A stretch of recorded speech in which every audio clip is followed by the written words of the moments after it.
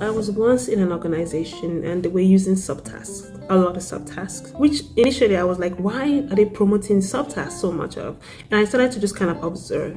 And I realized that the subtask was affecting their estimation because they would actually create a story and then have point that story and then create subtasks under that story. When they go ahead and point those little subtasks, it was actually adding up to be way more than the story itself. And so the teams were not, kind of having, it was actually against the team, if I want to put it that way.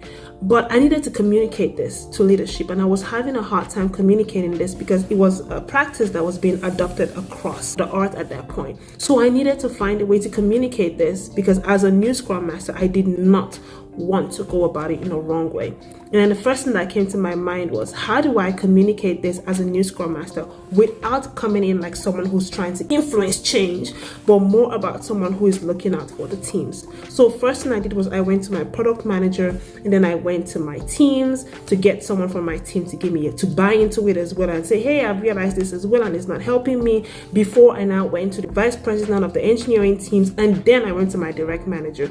And all of this, I was able to do all of this through influencing. Now, I'm not saying my way was right, but at least I was able to identify a gap for them to actually look into so that we can find other ways to help our teams and as an art itself improve.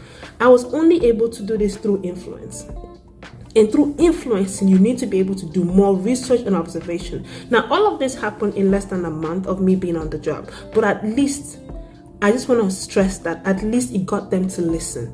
Influencing is a big skill that Scrum Masters need to adopt, only because change is not easily adopted by people. But as a Scrum Master, you're supposed to be a change agent, and the only way you can do that is to find ways to influence. Not only ways to influence, who to influence, and why you want to influence that person. Try to adopt that skill, and it would help in the long run. Thank you.